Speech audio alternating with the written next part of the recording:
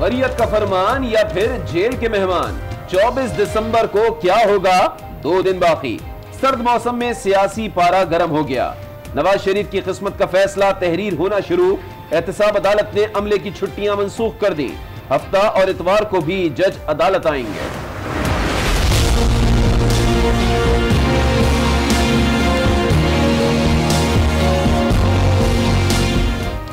किस्मत का फैसला देर से सुनाया जाए। नवाज शरीफ ने एहतसाब अदालत से बर्थडे गिफ्ट मांग लिया। कहते हैं नैब रेफरेंसेस का फैसला सालगिरह के बाद सुनाया जाए। वकला की दरखास्त, फैसला जज की टेंशन है। वकीलें सफाई क्यों परेशान हो रहे हैं? जज अरशद मलिक का जवाब, कहा कोशिश है फैसला मुकर्ररा वक्त पर ही सुनाएं।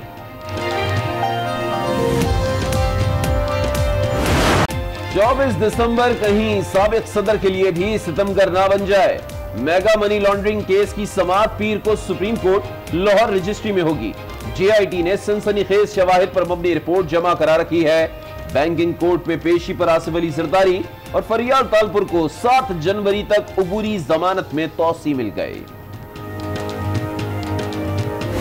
के साथ काम हो रहा है। जाली बैंक अकाउंट्स पर जेआईटी रिपोर्ट कैसे लीक हुई? वुज़रा जेआईटी से कैसे मिले? पीपल्स पार्टी के तहफ़्फ़ुज़ात बढ़ने लगे। शहरी रहमान, नफीसा शाह और मौला बख्श चांडियों ने जवाब मांग लिया। एहतसाब का अमल इंतकामी सियासत करार।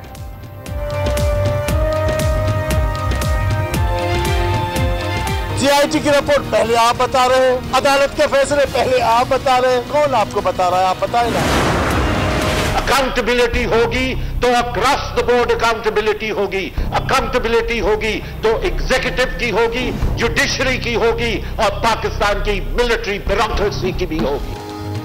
एहतसाब सिर्फ सियासतदानों का नहीं, सबका होना चाहिए। मुल्क में कानून एक लेकिन इतलाक 4 हैं। सेनेट में रज़ा रब्बानी का धुआंधार खिताब, कहा खारजा पॉलिसी कहीं और बनाई जा रही है। पार्लियामेंट को गैर फाल किया जा रहा है। हम खामोश रहे तो तारीख कभी मुआफ नहीं करेगी। मेरी ये इस्तदा, मेरी ये अपील पाकिस्तान की अदलिया के लिए भी है और पाकिस्तान की इस्टेब्लिशमेंट के लिए भी है कि ठंडे दिल के साथ जो सीनियर एलिमेंट है वो इवेल्युएट करें कि हम पाकिस्तान को किधर लेके जा रहे हैं। नैब के असीर ख्वाजा साद रफीक कौमी असेंबली में पहुंचते ही नैब पर बरस पड़े। बोले ये काला कानून है, हुकूमत हमारी गिरफ्तारी पर गुजारा करे तो अच्छा है, कहीं बैलेंस करने के लिए पीटीआई वालों की गिरफ्तारियां ना शुरू हो जाएं। जरदारी की गिरफ्तारी के लिए भी खबरदार कर दिया। मियां नवाज शरीफ साहब स्पेशली पार्लियामेंट हाउस गए और वहाँ शहबाज शरीफ साहब को, छोटे भाई को, कोनो खुदरों में बुला के जो काला फूसी की है वो मेरी रिपोर्ट के मुताबिक ये थी कि ये को बच के रही, ये बड़ा तेज है, ये मुल्क दोबारा साल वेच के खा जाएगा। वजीर इत्तलात पंजाब फैयाजुल हसन चौहान ऑपोजिशन पर बरस पड़े। कहा आज सबको जमहूरियत याद आ गई। सब ठीक है तो इन हालात का जिम्मेदार कौन है? नवाज शरीफ और शहबाज के राजो नियाज से मुतालिक भी इंकिशाफ। बोले नवाज शरीफ ने शहबाज शरीफ को जरदारी से बचने का मशवरा दिया था। जो हमारी अब अकाउंटेबिलिटी ड्राइव चल रही है, जिस बड़े डाकू से पैसा पकड़ेंगे वो सारा हम चैनल करेंगे तालीम की तरफ। एहतसाब की मुहिम चल रही है, जिस डाकू से पैसा वापस लेंगे तालीम पर लगाएंगे। वजीर आजम इमरान खान का वजीर आजम हाउस को यूनिवर्सिटी बनाने की तकरीब से खिताब, कहा किबला दुरुस्त होना चाहिए। एक साहब कहते हैं अगला वजीर आजम प्राइम मिनिस्टर हाउस में ही रहेगा, आप फिक्र ना करें, आपकी बारी नहीं आने वाली।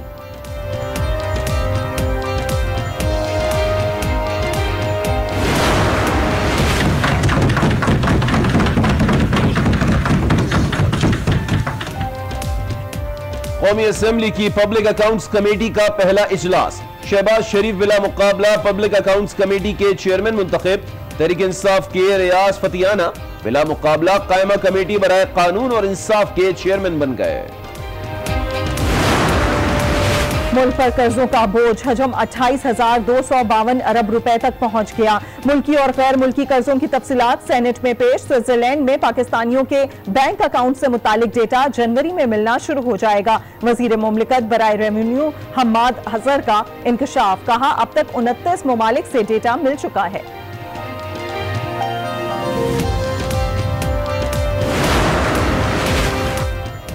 लड़खड़ाती मईशत को सहारा मिल गया। सऊदी अरब के बाद मुत्तहिदा अरब अमारात का पाकिस्तान को $3 अरब देने का ऐलान। रकम चंद दिनों में स्टेट बैंक को मौसूल हो जाएगी।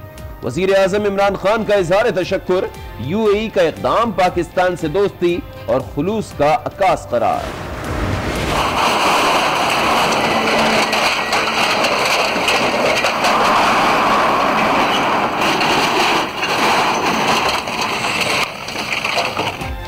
कराची में सर्कुलर रेलवे को ट्रैक पर लाने के लिए तजावजात का सफाया जारी। काला पुल पर ऑपरेशन के दौरान हंगामा, हजारा कॉलोनी की रिहायशियों का एहतजाज। इस्लामाबाद में F8 कचहरी में ऑपरेशन क्लीन अप। वुकला चैम्बर गिराने पर आग बगोला, अदालतों को ताले लगा दिए। नहीं चलेगी, नहीं चलेगी, की सरकार नहीं चलेगी, नहीं चलेगी। मुत्तहिदा के पुराने भाइयों में कानूनी जंग छिड़ गई। इल्जामात लगाने पर कंवर नवीद जमील ने फारूक सत्तार के खिलाफ 50 करोड़ रुपए हर्जाने का दावा दायर कर दिया। तजावुजात के खिलाफ ऑपरेशन पर ख्वाजा इजहार का भी तहफ्फुजात का इजहार। पंजाब हुकूमत ने बसंत मनाने का फैसला क्यों किया? लाहौर हाईकोर्ट ने फैसले के खिलाफ दायर दरखास्त पर पंजाब हुकूमत को नोटिस जारी कर दिया। 26 दिसंबर को जवाब तलब।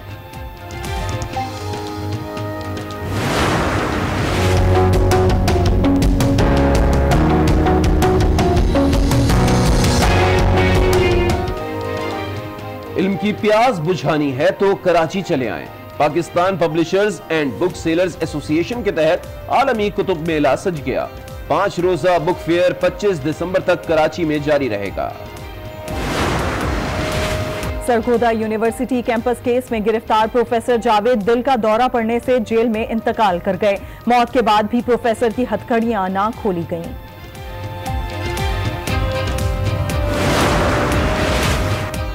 वतन दुश्मनों का अंजाम करीब आ गया। मजीद 14 दहशतगर्दों की मौत का परवाना जारी हो गया। आर्मी चीफ ने सजाए मौत की तौसीक कर दी। दहशतगर्द पाक फौज और कानून नाफिज करने वाले इदारों पर हमलों में मुलव्विस थे। मायानाज बल्लेबाज और लिटिल मास्टर हनीफ मोहम्मद का आज 84वां यौम पैदाइश है। गूगल ने अपना डूडल हनीफ मोहम्मद के नाम कर दिया है। और कौमी तराने के खालिक हफीज जालंधरी को बिछड़े 36 बरस बीत गए। हफीज जालंधरी ने अपनी शायरी से मुसलमानों में जज्बा हुर्रियत बेदार करने में अहम किरदार अदा किया। हिलाल इम्तियाज और तमगा हुस्ने कारकर्दगी से भी नवाजा गया।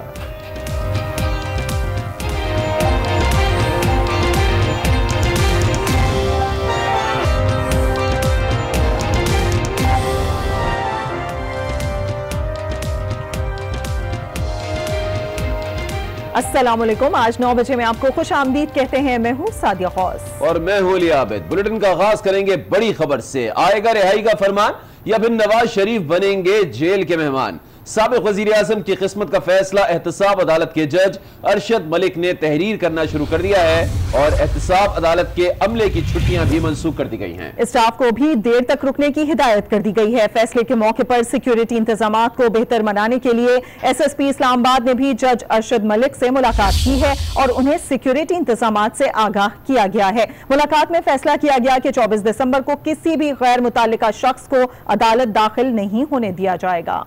रिहाई का फरमान या बनेंगे जेल के मेहमान? नैब रेफरेंसेस में फैसले की घड़ी करीब आ गई।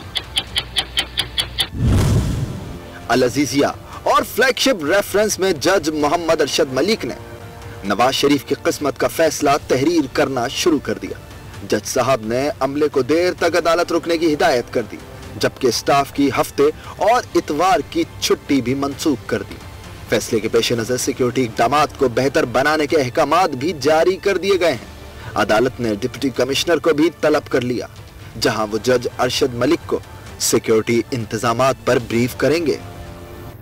मियां साहब ने अदालत से बर्थडे गिफ्ट मांग लिया है। नवाज शरीफ के वकील ने फैसला 24 के बजाय अब 26 को सुनाने की इस्तदा की है।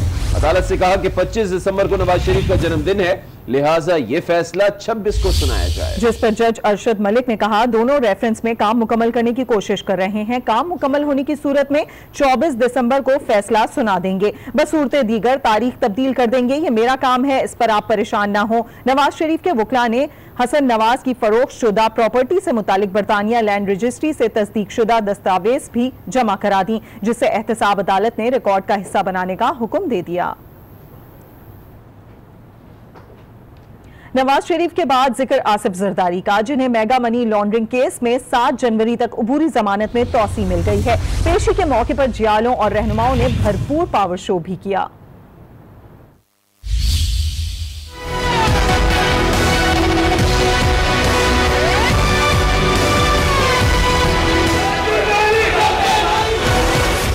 मेगा मनी लॉन्ड्रिंग केस, साबिक सदर और हमशीरा को रिलीफ मिल गया, अबूरी जमानत में तौसी हो गई। आसिफ जरदारी, उनकी बहन फरियाल तालपुर, जैन मलिक, निमर मजीद समेत दीगर मुल्जिमान बैंकिंग कोर्ट पहुंचे। पीपल्स पार्टी की आला क़यादत और जियालों की बड़ी तादाद रहनुमाओं से यकजहती के लिए मौजूद थी। मीडिया से गुफ्तगू में साबिक सदर के वकील फारूक एशनाइक ने गिरफ्तारी के इम्कानात को मुस्तरद कर दिया। आसिफ जरदारी साहब का जो अभी तक हमने केस देखा है, 700 अरब का कोई केस नहीं है। अभी जीआईटी ने जो इन्वेस्टिगेशन की है वो हमारे सामने नहीं आई है और मैं समझता हूँ किसी के भी सामने नहीं आई है। और ये सब क़यास आराइयाँ हैं, क़यास आराइयाँ नहीं करनी चाहिए। पेशी के मौके पर सिक्योरिटी के सख्त इंतजाम किए गए थे। तहम रवानगी के मौके पर साबिक सदर के गार्ड्स और जियालों में धक्कम पेल देखने में आई। जरदारी को बैंकिंग कोर्ट से तो रिलीफ मिल गया, लेकिन सुप्रीम कोर्ट केस 24 को ही सुनेगा, जिसके लिए जजेस का रोस्टर भी जारी कर दिया गया है। चीफ जस्टिस की सरबराही में 2 रुकनी बेंच जाली अकाउंट्स केस की पीर को लाहौर रजिस्ट्री में समाप्त करेगा। अदालती हुक्म पर बनाई गई जीआईटी ने हतमी रिपोर्ट गुज़िश्ता रोज लाहौर रजिस्ट्री में जमा कराई थी। तहकीकाती रिपोर्ट 8 वॉल्यूम्स पर मुश्तमिल है। जीआईटी रिपोर्ट कैसे लीक हुई? पीपल्स पार्टी रहनुमाओं ने सवाल उठा दिए और हुकूमत पर इंतकामी सियासत का इल्जाम धर दिया।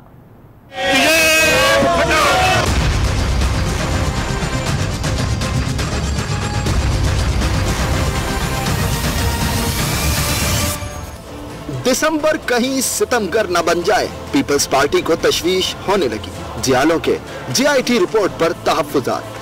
अगर कहते हैं कि हम ये सब अलग कर रहे हैं, हमारा कोई ताल्लुक नहीं है, वो क्या कर रहे थे एफआईआर के दफ्तरों में? जीआईटी बनाने के हवाले से वो वहाँ क्या कर रहे थे एफआईआर के दफ्तरों में? पता लगा कि सारी शाम शहजाद अकबर उनके साथ और विटनेसेस बुला रहे थे और ये बिल्कुल गठजोड़ के साथ काम हो रहा है। ढंडोरा पीट रहे हैं कि जीआईटी में ये आ गया और ये हो जाएगा और ये हो जाएगा। हुकूमत खुद इन्वॉल्व है इस अकाउंटेबिलिटी प्रोसेस में। जीआईटी की रिपोर्ट पहले आप बता रहे हैं, अदालत के फैसले पहले आप बता रहे हैं, तो कौन आपको बता रहा है? आप बताएं ना। पीपल्स पार्टी रहनुमा एहतसाब के अमल को इंतकामी सियासत करार देते रहे। पीपल्स पार्टी के लिए कोई नई बात नहीं है, हमने बहुत सी चीजें भुगती है, इसको भुगत। ये सिंपल बात है कि न उनके पास कोई सबूत है, अगर है तो ले आए। और जो हुकूमत भी अकाउंटेबिलिटी को एक टूल बनाती है अपनी हुकूमत चलाने का, वो हमेशा फेल होती है। तो जो हम बात कह रहे थे कि नैब और पीटीआई का और जो एक अकाउंटेबिलिटी हो रही है और पीटीआई की हुकूमत का एक नेक्सस है, जो हम बार बार सवाल उठाते थे कि वो कौन सी ताकत है, इन्फॉर्मेशन है, उनकी वज़रा को रोज़ पता चलता है कि आज क्या हो रहा है, कौन से लोग गिरफ्तार होने और कौन से महीने में होने हैं। तो ये इस बात से साबित हो गया कि कोई ना कोई राब्ता इनका था और ये मजीद दिनों में आपके सामने और चीज़ें भी आ जाए। पीपी रहनुमाओं का कहना था कि जरदारी और फरियाल तालपुर पर इल्जामात बेबुनियाद हैं। अदालतों से इंसाफ की उम्मीद है जो जरूर मिलेगा। अब बात करेंगे ख्वाजा साद रफीक की, जो आज नैब हिरासत से ऐवान में आए तो जारहाना मूड में नजर आए। ऐवान से खिताब में कहा, ठंडे दिल से सोचें हम पाकिस्तान को किस जानिब ले जा रहे हैं। आप हमारी गिरफ्तारी पर गुजारा कर लें, क्योंकि अब बैलेंस करने के लिए पीटीआई के लोगों को पकड़ा जाएगा। उन्होंने आसिफ अली जरदारी से मुताल्लिक भी कहा कि उन्हें गिरफ्तार किया गया तो मुल्क में हिजानी कैफियत पैदा हो जाएगी। मेरी ये अपील पाकिस्तान की अदलिया के लिए भी है और पाकिस्तान की इस्टेब्लिशमेंट के लिए भी है कि ठंडे दिल के साथ जो सेनर एलिमेंट है वो इवेल्युएट करें कि हम पाकिस्तान को किधर लेके जा रहे हैं। मुझे गिरफ्तार करने वाले एहतसाब अदालत में और लाहौर हाई कोर्ट में मेरे खिलाफ अब तक कोई डॉक्यूमेंट्री एविडेंस प्रोड्यूस नहीं कर सके। बहुत जोर लगाने के बाद मेरे एक देरीना साहब का दोस्त को जबर के तहत वादा माफुआ बनाया गया कि मेरी और मेरे भाई की गिरफ्तारी पर गुजारा करने। मुझे शक है कि अब बैलेंस करने के लिए आपके लोगों को पकड़ा जाएगा। अगर खुदा न खास्ता आसिफ अली जरदारी को गिरफ्तार किया गया तो उससे एक तूफानी और हिजानी कैफियत पैदा हो। इससे गुरेज कीजिए। बिलावल भुट्टो को बुलाया गया और उनको जिस मुकदमे में बुलाया गया उस वक्त उनकी उम्र 1 साल थी। इससे ज्यादा तमाशा और क्या हो सकता है एहतसाब के नाम पर। यह खेल बंद होना चाहिए। साद रफीक नैब हवालात से पार्लियामेंट पहुंचे तो पार्टी सदर ने उन्हें गले लगा लिया। उन्होंने प्रोडक्शन ऑर्डर देर से जारी करने का भी शिकवा किया। पार्लियामेंट की राहदारी में नैब पर भी तनकीद करते रहे।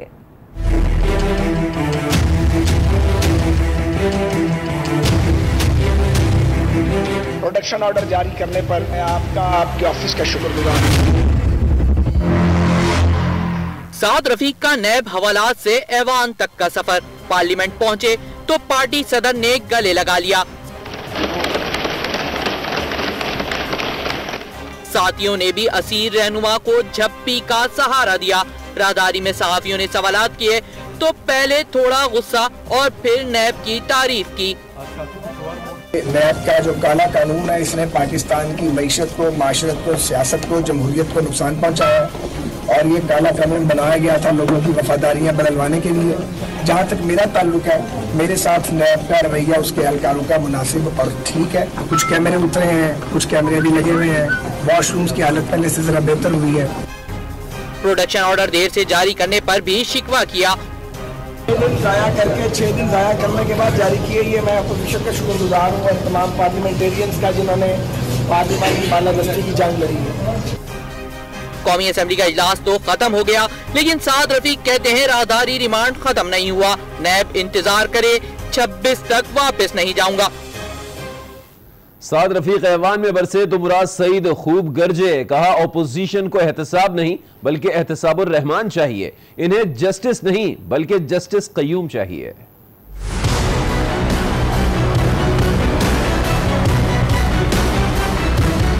आप पहले दिन यहाँ पे आए, कहते हैं कि पब्लिक अकाउंट्स कमेटी की चेयरमैनशिप दे दो, हम हाउस में बैठ जाएंगे। आप प्रोडक्शन ऑर्डर शहबाज शरीफ की जारी कर दो, हम हाउस में बैठ जाएंगे। आप साद रफीक साहब की प्रोडक्शन ऑर्डर जारी कर दो, हाउस में बैठ जाएंगे। इतनी कमेटीज में से इतने हमें दे दो, हम हाउस में बैठ जाएंगे। जनाब वाला आप चाहते क्या है? आप चाहते क्या? और वहां से आपने आवाज सुनी फालूदी वाले के अकाउंट से, अगर बर्फी वाले के अकाउंट से, अगर रेड़े वाले के अकाउंट से अरबों रुपए बरामद हो रहे हैं तो उसमें हुकूमत का क्या कसूर है? जनाब स्पीकर, हम इनसे इतनी गुजारिश करते हैं, खौफ किस चीज का है? नैब के कानून को बदलना था, उस वक्त में हम बिल लेके आए थे। आप एक बहाना लेके आए कि ये हमारा बहाना है। बहाना ये है कि मुल्क को लूटा है, बेदर्दी से लूटा है, अवाम को लूटा है। ये खौफ है इनको।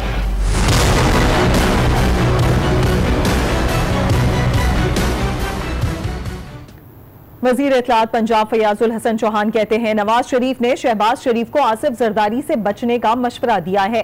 GIT रिपोर्ट आई तो हालात का जिम्मेदार फिर कौन है? समझाया है कि ये बच के रही, ये बड़ा तेज है, ये मुल्क दोबारा सन वेच के खा जाएगा। आसिफ जरदारी साहब हो, नवाज शरीफ साहब हो, शहबाज शरीफ साहब हो, अब ये सारे साधु बन के पूरी कौम के सामने आ रहे हैं। अगर ये सारे के सारे साधु और अल्लाह के वली है तो फिर पिछले 40 सालों में ये किसने सारी करप्शन की, बदजामती की, टकेमारी की, इस मुल्क को लूटा और इनडायरेक्टली ये NRO मांग रहे हैं, उसको जो है एक मल्टी अंजाम तक पहुंचा चाहिए। 10 साल तक आप यहाँ पे डांडियां खेलते रहे, 10 साल तक जो आप चरखा काट रहे थे, यहाँ पे छुआरे बांट रहे थे, क्या कर रहे थे? 2 तिहाई अक्सरियत दोनों दफा इनके पास जनूबी पंजाब का सूबा बनाने के वाले से। उस वक्त किक बैग से शरबत पी के मस्त मलंग हुए थे, उस वक्त आपको याद नहीं आया?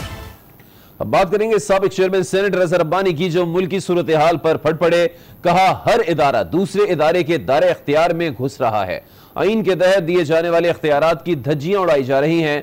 खारजा पॉलिसी पार्लियामेंट के बजाय कहीं और बनाई जा रही है। पार्लियामेंट को गैर फाल किया जा रहा है। हम यहाँ मौसम का हाल मालूम करने मौजूद नहीं हैं, हम यहाँ पॉलिसी बनाने के लिए मौजूद हैं। आज लोगों को लापता किया जा रहा है और ये रोज का मामूल है। सहाफत पर कदगन है, हम खामोश रहे तो तारीख हमें मुआफ नहीं करेगी।